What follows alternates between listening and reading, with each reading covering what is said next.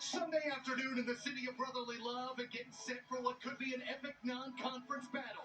St. Joe's set to play host to 9-0 Princeton here on ESPN Plus and NBC Sports Philadelphia.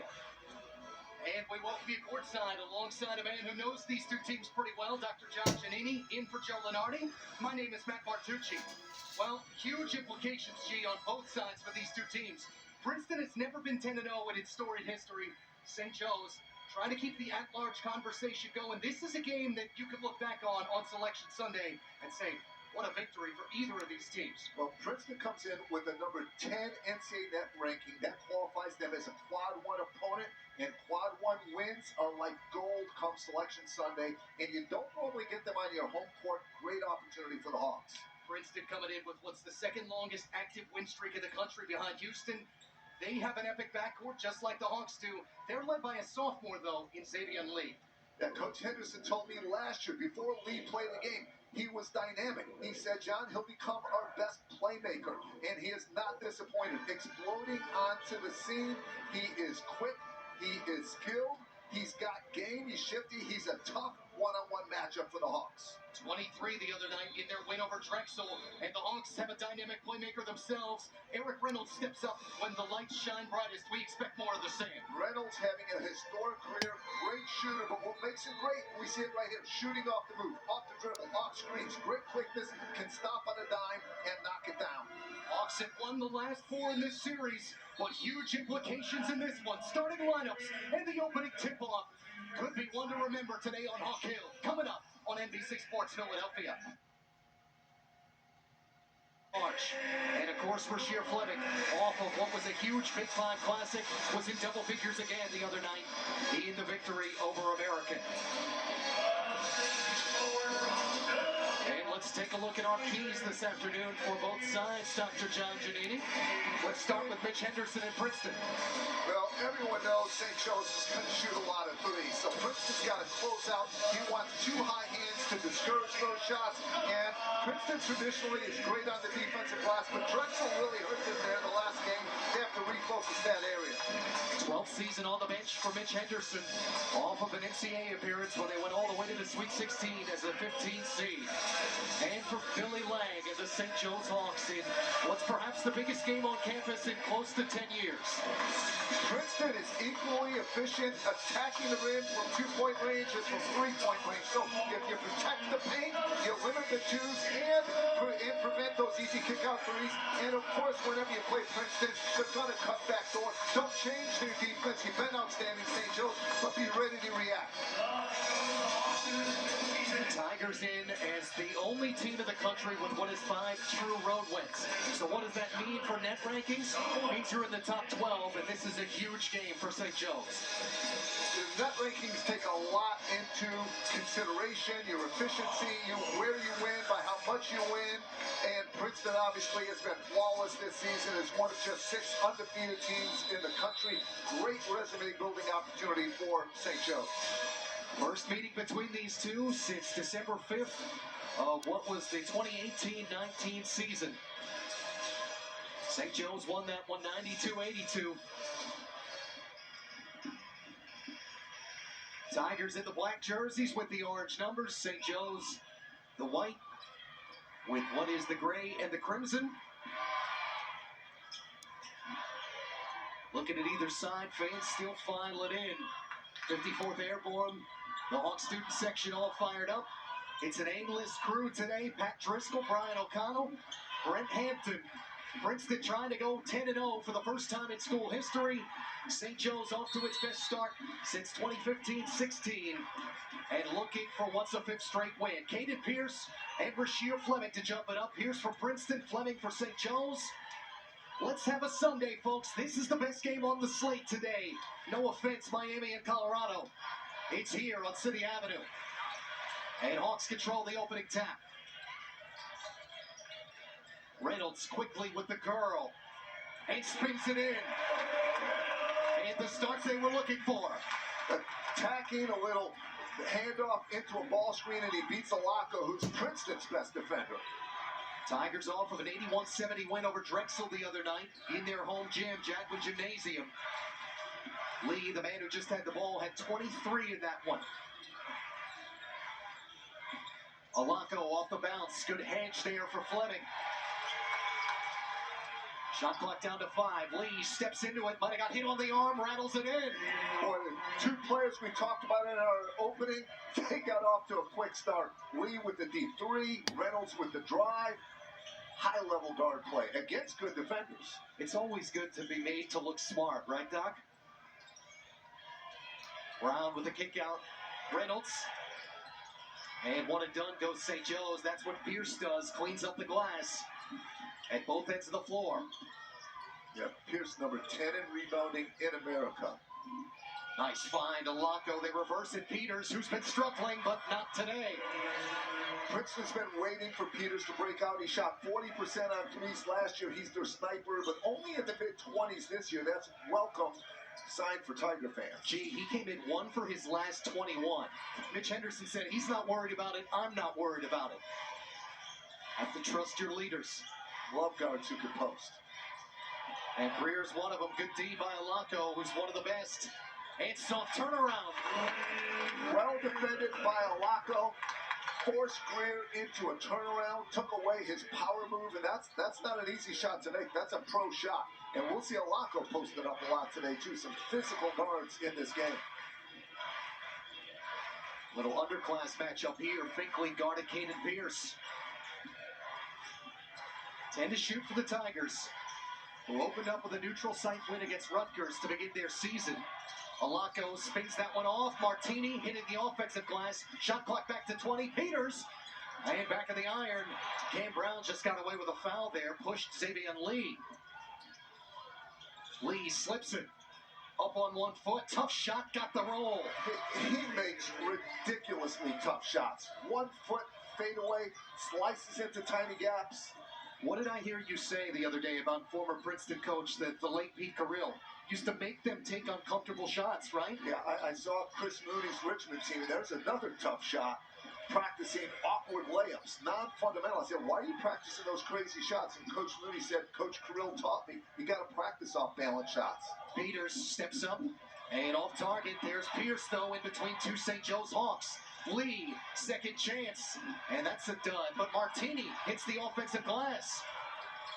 And it's the long rebounds that are hurting the Hawks. Alako can't give it to him, knocks it down. Yeah, you can't give a team like Princeton 3 shots. But in the Hawks' defense, sometimes those long rebounds, you box out, the ball just goes over your head or into odd areas. Just like St. Joe's, as Reynolds gets fouled here, Princeton relies quite a bit on threes.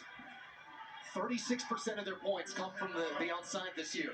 And a lot of them are off second shots, inside out. That's Princeton basketball. The ball doesn't move the ball faster than the defense can move their feet. Great ball reversal. And you got to adjust a little bit on a situation like that. St. Joe's is going to have to close out a little bit harder, a little bit sooner. Catch and curl for Cam Brown, in and out. Made one of those the other night. Greer hitting the offensive glass. Quachik got the tap off the bench. Rebounding's an emphasis for both coaches for obvious reasons. But St. Joe's, they saw that Drexel tape where Drexel dominated the Tigers in terms of getting 19 offensive rebounds in that game. They'd love to get those extra shots themselves. Cam Brown jumps the passing lane. And turnover for Princeton. Tigers first of the afternoon. Pick and roll with Simmons. Hop into the lane. One more pass. Contact. And a foul on Princeton.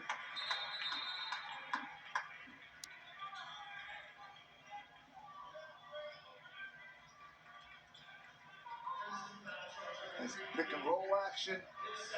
And the defense was there, but the contact was not straight on. They charged that to Caden Pierce, so he's out of this game already. And that is of huge magnitude. Second personal. Pierce, again, one of the best rebounders in the country, and the Princeton offense flows through him. He's like a point center in this system. That's maybe not necessarily the most talented player. He's up there, but he might be the most important player for the Tigers. Greer separating, just pushing Jack Scott right off. And able to get the bucket. Love Greer's physicality. 2 buckets now in the paint for the physical guard Greer. Now he's got the difficult task of guarding Lee one-on-one. Scott wearing number 5, son of the former Princeton head coach Joe Scott. This team with the ball right now got fouled on the floor. Back and forth here on Hawk Hill. Choose those schools academically and tend to stay, but the Hawks kept this team together, added a great freshman class, and is showing off. And Princeton might have a couple more if the Ivy League actually allowed graduate students to play basketball, but they don't. Keyshawn Kelman is in Florida Gulf Coast from last year's team. Ryan Langborg at Northwestern, and of course, Ivy League MVP Tosan Iwoma now in the G League in the Pistons organization. 3-2 zone and nice changeup after a timeout. Lee with 3 on the shot clock, hops. Scott got it off and hits it. Precision execution. And Princeton up 6. Both these teams have 5-out offenses, very versatile forwards. Everyone on the floor can make a 3. And we get a stoppage at this end, says Brent Hampton.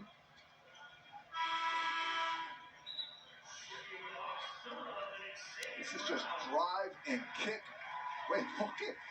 Lee actually does a little bit of a no-look before throwing a one-handed, almost hook pass to the opposite side. Again, he has game. He is not always fundamentally sound, but he gets fundamental, efficient results. 9 made threes coming in per game for Princeton. They already have 4. Xavier Brown in for St. Joe's, wearing number 11, the Roman Catholic product. Kwachik got to the lane with the physicality, but ball tied up, arrow to the Tigers. And first St. Joe's turnover. And Matt, we were talking about it. St. Joe's, number 1 in the country for points produced from the three-point arc. Princeton's 57, but that means that they're ahead of about 300 other schools. Yeah. So both of these teams, everyone on the court can make a shot, and that's not common in college basketball. It's so hard to defend. Look at this offense. 5 people outside. That way, if you do help at the rim, you often pay by giving up a 3. Tigers doing this with one of their top scorers in Caden Pierce on the bench with 2 personals. Hawks have yet to hit a 3. They're 0 for 3 from the perimeter. Lee straightens up. Wants another. And Martini just missed the offensive rebound. Here come the Hawks. Xavier Brown at the controls. Reynolds thinks about the 3.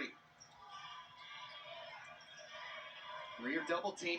Wow, tough catch. Simmons in traffic, too deep under the basket. And that's a freshman field goal attempt. And don't shoot if you're not comfortable. Simple rule. Peters gets it back and drills it. 6 now for the Evanston, Illinois product, Blake Peters. Yeah, St. Joe's is going to have to close out harder. These threes are comfortable for Princeton. Just because you have a hand in the face doesn't mean these outstanding shooters aren't still comfortable. Kwachik finds Greer. This time the drop off. Simmons got stripped out of bounds. It stays at this end.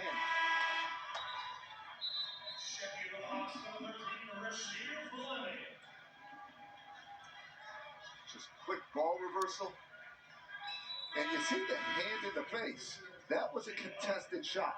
But when you play high-level shooters, they're used to being contested. So you have to get there a little bit sooner, hopefully make them put it on the floor, or make them uncomfortable enough to turn down the shot. But a hand in the face won't necessarily stop the level of shooters that Princeton has. And you almost have to do that, though, with Peters, as Reynolds curls and misses here, because he's more of a catch-and-shoot guy. He can't put it on the floor as well. Well, that's a good point, a part of most scouting reports. But when you have to help on drives, you follow your principles. Sometimes you leave shooters open for half a second because you do want to be in gaps. You do want to protect the rim, and that gives a guy like Peters just enough time. That's why on those closeouts, sometimes you don't close out but sell out. Have some body control, fly by them, make them shot fake or put it on the floor if it's that high a level of a shooter, which Princeton has those guys. Scott and Princeton give it right back.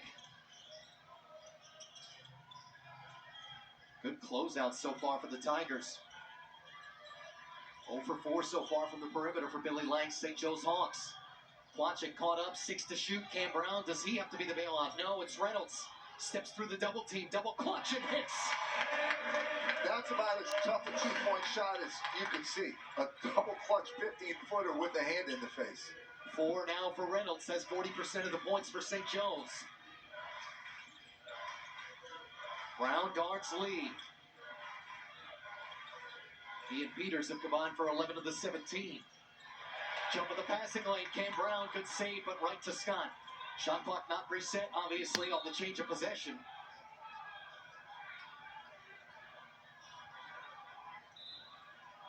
Yeah, I don't think there was enough to really establish here. Well, in this play, you're going to see very good defense in the gap, forcing Reynolds to change his shooting motion at the end of the shot clock, but Reynolds talented enough to make tough shots. Pat Driscoll, Brian O'Connell, Brent Hampton, all of this crew this afternoon. Brent Hampton actually stepped on Billy Lang's toe. What was about a week and a half ago at the Villanova game. Billy Lang pointed it out to him. He said, "Yeah, you just stepped on my toe." And Brent Hampton casually said, "Nah, you'll be all right." Yeah, I'm sure he will be. That's funny, though. You can't make some of those things up.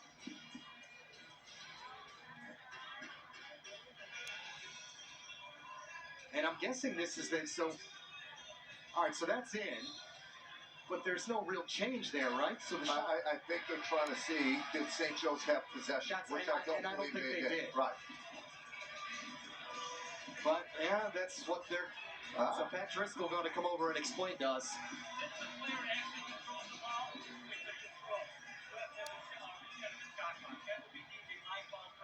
Okay.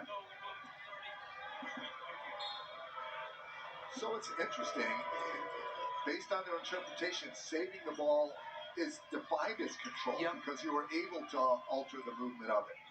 I always thought you had to actually possess the ball, but I guess saving it qualifies. You always learn something. It gets ruled, as Pat Driscoll just told us, as a line ball turnover. Jacob Huggins, newly into the game, travels here on the baseline. So I really liked the zone against Princeton, which sounds counterintuitive because of how well Princeton shoots. But think about it. When you play zone, you're not going to get as much driving and kicking. You take away post-up games. You take away their backdoor cuts. You take away pick and rolls. So they become a little more one-dimensional as a three-point shooting team, and you can extend. So I like the zone change-up by Coach Lang. Trips on the right were screening and room to drive on the left in this set. See if the adjustment works on the Tigers' next trip down. Fleming off the pick and roll, drops it in the cup. Terrific pass, but I love the body control by Fleming. Princeton had rim protection, and Fleming just avoids contact and finishes softly. Here comes the first member of the St. Joe's front court to score today. Martini at this end, bombs away. Martini's a stretch center, the biggest player on the floor, and he'll defend the center position, but he's really a three-point shooter. Almost all his shots from three. 16th three of the year for a 38% shooter. Brown, better pass. Reynolds steps in, and Reynolds home. There's their first triple, and who else to answer the bell? The guy who steps up biggest when the lights are brightest. Regression to mean Reynolds is going to make 40+% of his threes. Coach Lang knows it. Reynolds knows it. Keeps taking those shots. 7 now for St. Joe's leader and the preseason first-team All-Atlantic 10 selection.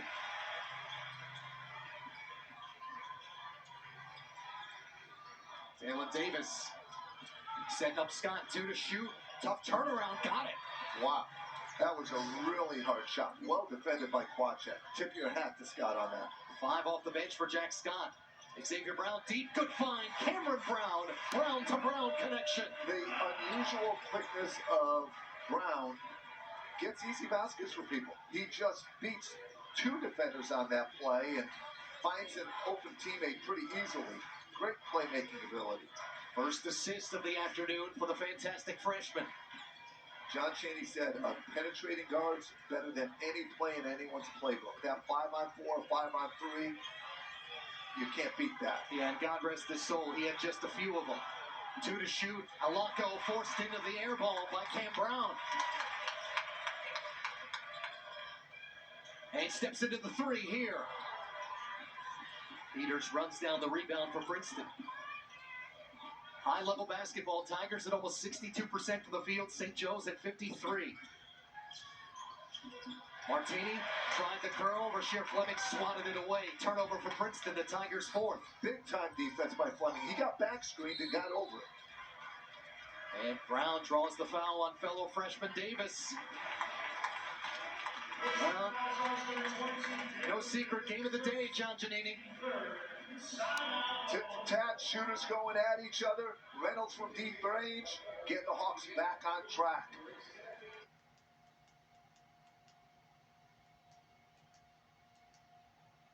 Basket. Just saw some folks wearing midnight green. Busy Sunday today in terms of a Philadelphia sports day. This is a great way to start it. St. Joe's trailing by 5. Great warm-up for the Eagles Cowboys, that's for sure. Yep. Yeah, no complaints there. Xavier Brown, Cam Brown, Lynn Greer, Rasheer Fleming, and Anthony Finkley for St. Joe's as Greer right to the cup around the lane. Greer he showed strength earlier. There's his quickness, and he went opposite the screen. Rejecting screens, going opposite, usually takes the defense by surprise, and the help isn't there because they're loaded on the other side. And what do you know? We're in a possession game. Pierce back in with the 2 personals. Errant pass to Martini. Shot clock inside 10. Good D for St. Joe's. Alonco, he'll have to bail it out. Brown up at his grill. Lee, they won't get a shot off. Best defensive possession of the day for either side. And the reason why is the versatility of Fleming. Fleming switched several times in that possession, and Princeton never had a mismatch out of it. I used to tell our players, when you go up against like Fleming, he's 6'9", you think you have a mismatch, but it's really not a mismatch because Fleming can lock down guards as well as forwards. And you saw it right there. 5th Princeton turnover as a result. Greer sees Xavier Brown in the corner. Tough catch. Finkley curl. Thought about a 3. Has hit a few, but not great by percentage. Brown, extension to the basket. That is just a one-on-one battle, and so much of sport comes down to a one-on-one battle. And that time, Brown just wins it with his quickness, with a blow-by, direct line drive. Early candidate for Atlantic 10 Freshman of the Year, Xavier Brown with his first bucket. Foul at this end. It's either Xavier Brown or Finkley. This is called Go-Go Gadget Freshman, John Giannini. Yeah, terrific quickness. And this is, Alonco is Princeton's best defender. And I guess no one told Brown that because he goes right by like a blur.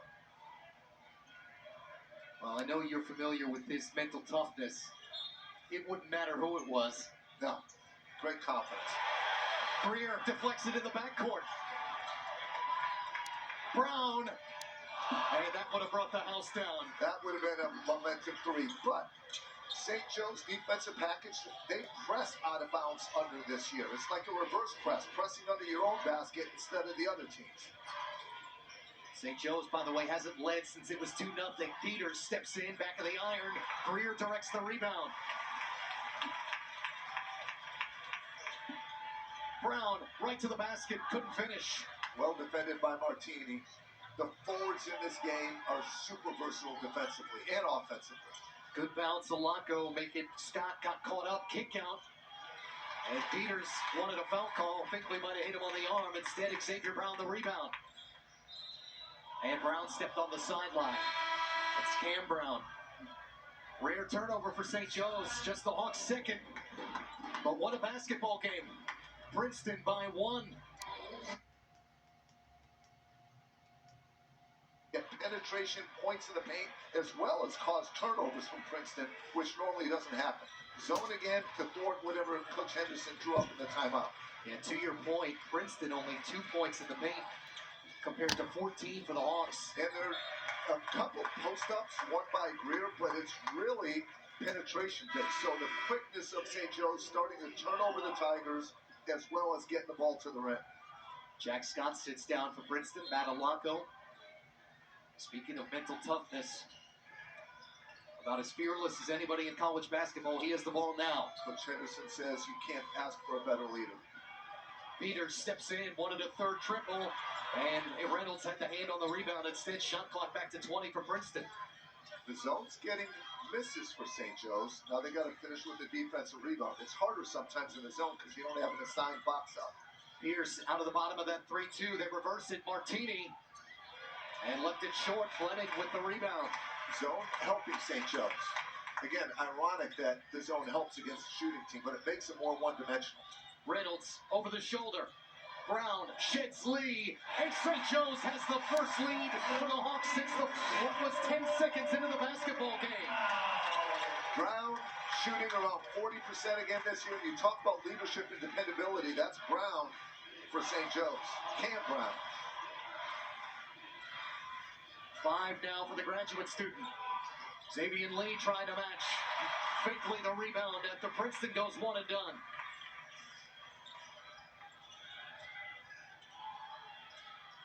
Greer, great flash, Fleming off the board, got fouled. A couple things there. First, Princeton likes to double team the post, but when you double team, someone's open, and Fleming wisely cuts to the open spot. And here we see a good closeout. That's a sellout. You make Brown uncomfortable, make him pump fake, but Brown's so skilled, so veteran, so dependable for the Hawks through the years with defense, good assist to turnover ratio, good shooting percentage. Cam Brown just does winning things. First trip to the foul line for either of these two teams.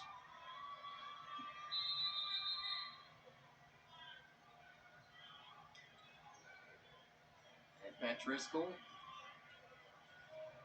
Just a friendly warning there to Finkley and Xavier Lee. Sometimes the game just comes down to shooting. Princeton made threes early, and they're missing a lot of those same shots right now. And we got a foul on Lee. Pushing off on Finkley. That's two on Xavier Lee. It looks like maybe a lane violation. No, lane violation. Excuse me. I'm sorry. Early. He did hold up one finger. Thinking from the Hawks broadcaster. Yeah. He still ended up pretty good on just the violation. Zone again.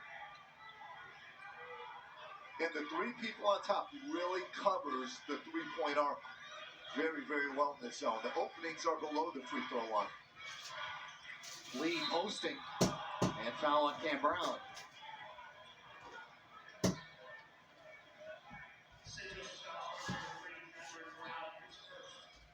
Billy Lang says to Pat Driscoll, no big deal. It's okay. Now remember, St. Joe's caused a turnover last time in this situation. And Princeton uncharacteristically with 6 of them here in the first half. The tough thing on the 3-2, and there's the zone and the anticipation by Greer, and taking the short 2, the easy layup. The zone's changed things, as we thought it might. St. Joe's cushion growing. It's at 5. Greer with 8 in the first half to go with 3 rebounds and a couple steals. St. Joe's has such good team quickness. They can cover ground in this zone, especially the bottom. Those 2 guys got to go corner to corner, but Brown and Finkley can do it. Lee steps in and hits. Not an easy shot. 8 now for Xavier Lee. And timeout for the Tigers. And that shot really wasn't out of flow. I assume that in that timeout, Coach Henderson's likely talking about better ways to attack that zone. And I expect Coach Lang to counter by going back man.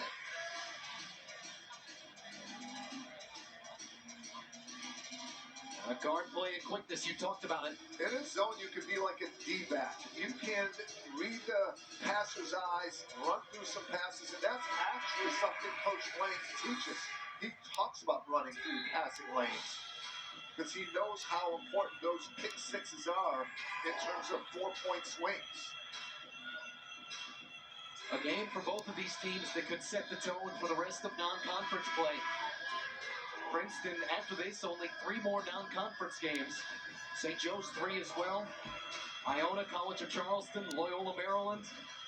And Princeton's biggest game left after this, non-conference-wise, is at Delaware. So the Ivy League's a very good league. We've talked about they're recruiting well, they retain people. Nonetheless, Ken Palm has them projected to go undefeated. Now, I don't think anyone in college basketball could do that, but it shows how highly regarded this Princeton team is. Yeah, Ken Pomeroy has them at 27-0, and we get contact, offensive foul here on Reynolds. Martini taking the charge, which is actually his forte, along with being a 3-point sniper. mistake there is not playing off 2 feet. When you jump stop, play off 2 feet, you avoid charges. And Martini, a wily vet, gets in front of the guard, who he feels might not be able to stop and draws the charge. First personal on Reynolds, fourth team foul on St. Joe's. Only real foul trouble is 2 on Caden Pierce. But Mitch Henderson confident in leaving his guys out there. There's a metric called 2 foul participation. Princeton inside the top 100 in terms of trusting their players with 2 fouls. That's a great point, Matt. That's an analytics thing. The fact is most players do not foul out. So when you sit one of your best players in the first half, you may be being overly cautious as a coach. And Coach Henderson, as you said, trusting one of his best players in Pierce. Festive St. Joe's student section applauding the effort for Lynn Greer to get that floor all cleaned up. Does a little bit of everything. Nothing too small and nothing too big. I love that. And as predicted, St. Joe's back to man-to-man. Giving this Tiger offense some different looks. There's the back door from Lee. Good find. Alako settles for the mid-range, is short. And that's what you want to do against shooters. Make them put it on the floor for a less efficient shot. Well done by St. Joe's. Reynolds rise and short himself. Alako the other way. Chance for Princeton to get the lead back. Martini wants it and spun it off. Offensive rebound, Pierce. He can't convert. Martini can. The 2 big guys from Princeton literally playing volleyball that time across the rim. Fleming did a great job contesting Martini's original shot, but you got to finish with defensive rebounds. Pierce, one of the best rebounders in America. First tie of the afternoon, Hawks inside out. Greer with the hop to the lane, Lee, and that's the second personal foul.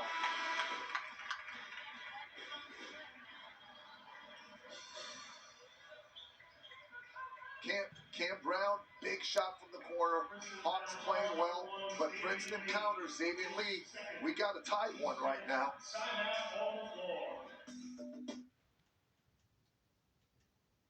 Reed to start today. And you know it's going to be a close game. And if it comes down to free throws, watch out because Princeton's number 5 in the country, basically 80%. Great shot there by our camera crew to tell you exactly how full this building is today. It was a late arriving crowd for the 1 o'clock tip. You know, Christmas parties, G. Holiday season. 1 for 2 for Greer. You don't want to miss much of this one, though, because every play is going to matter in this game. Alako. Good help by Cam Brown. Tied it up. And arrow to St. Joe's. You called it. Mr. Dependable, Cam Brown, sees Alako posting up, and Alako is a terrific post-up guard. Shoots like a big man percentage, and Brown to the rescue for his teammate Xavier Brown, helping each other out. And I mean, that's one of those where Alako's good enough to probably score there on the freshman Brown. Oh, he's definitely good enough. Nice kick out, Quachik. In and out. Xavier Brown got a deflection on that basketball. That's last touch by St. Joe's. And Cam Brown disagrees.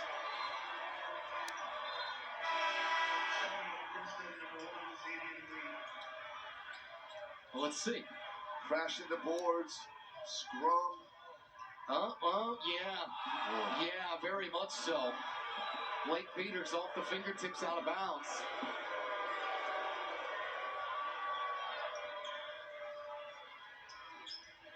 You know, getting that city of brotherly love holiday spirit. It should be a little partisan in this arena today. And there's a decent Tiger contingent. Alako and Lee. Inside 10 to shoot. Good ball reversal. Alako, top of the key. And now 1 for 4 from the perimeter for the Tigers leader. But I do think that closeout forced him to shoot that a little bit more quickly. And the pick and roll, fantastic. And the reason why that was open, you have Reynolds in the weak side corner, and Xavier Lee did not want to leave Reynolds that open, hence no rim protection. That's putting your players in position to succeed. First bucket off the bench. Put your good shooter in a place where you force his man to help or not help. Someone will be open. Sorry, G. First bucket off the bench there for Quachik. 4 bench points for St. Joe's. Scott got the up fake and got right to the basket. Speaking of bench points, 7 now off the bench for Jack Scott. And speaking of no rim protection. Seesawing back and forth. Still St. Joe's by 1. Reynolds steps into the triple. A deep rebound corralled by Alako. Vocal and emotional leader for them. His teammates call him Mush, short for Mushmouth. He never stops talking. Lee never stops cutting. Layup good. It's the first backdoor basket by Princeton. And they cut relentlessly. If they don't get it, they're going to keep cutting till they do. You have to expect it. Not change your defense, but be ready to react to it. Second lead change. Xavier Brown changes it back. Lee shooting the ball. I'm sorry, Brown shooting the ball outstanding this year. No one more as a driver, but showing his shooting skills. In high school, he was the playmaker, so he didn't show that shot. But the coaches at St. Joe's always knew he had it. Came in 5th in the Atlantic 10 at 50% from the arc. His first one of the day. Lee, and yep, didn't trip on his own, unfortunately.